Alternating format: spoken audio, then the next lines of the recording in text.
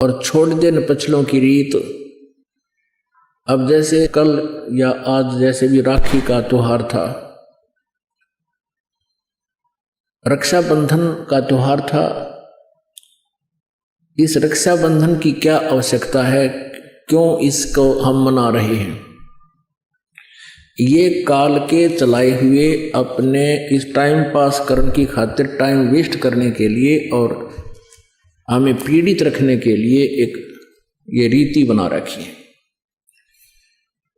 अपन आत्माओं इस ज्ञान से परिचित होने के बाद हमारी आंखें खुल जाती हैं और जो समझदार बच्चे हैं वो इस बात को स्वीकार कर लेते हैं कि संत जो कहते हैं परमेश्वर का आदेश होता है, तो फिर वो स्वीकार कर लेते हैं, फिर वो समाज की नहीं मानते।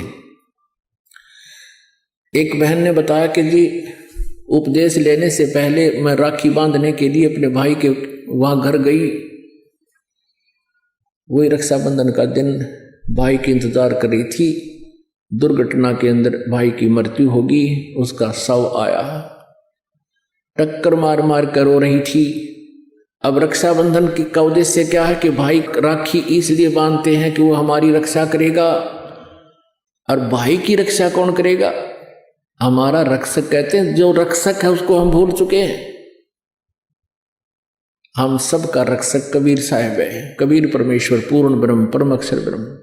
हम सब ने भाई और बहनों ने मिलकर परमेश्वर कबीर जी का रक्षाबंधन बांधना चाहिए, राखी, ताकि भाई और बहन दोनों का रक्षक हो जाए।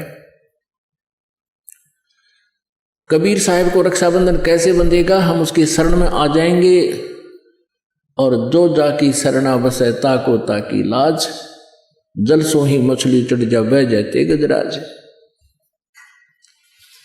हमने अपने परमात्मा को राखी बांधनी चाहिए।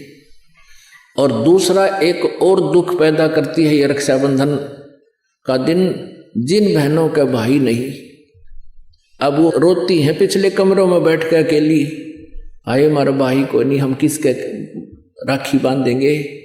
कोई चाचा के, कोई ताऊ के, कोई मामा के भाइयों की मुंह की तरफ ताकेंगे हैं। और फिर वो न सोचेंगे या पैसे लेने की मारी यहाँ आ जाती है, चाहे ना कहें पर अंदर में जरूर अवश्य होगा, ऐसा होगा। और हमने ऐसा ना करना है। हमने अपने ऊपर कर्जा नहीं चढ़ाना किसी का। तो इसलिए हमने रक्षाबंधन का त्योहार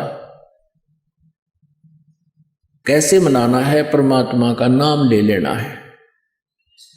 और फिर ये 10वां दिन यहाँ त्योहार होता है, सत्संग होता है, इसमें आकर के हमने इस परमात्मा के ज्ञान को सुनना है। तो ये इस तरह के जो रीति रिवाजें हैं ये हमें पीड़ित करने के लिए है, हमारे को एक दूसरे से दूर करने वाली है। अब रिवाजें बन गई हैं कि बहन राखी बांधना आवेगी, उसको कुछ देना पड़ेगा, एक मजबूरी सी बन गई। तो ये भी हमारे नाते में दरार पैदा करती है। तो पुण्यात्माओं, जिन्होंने परमात्मा पाना है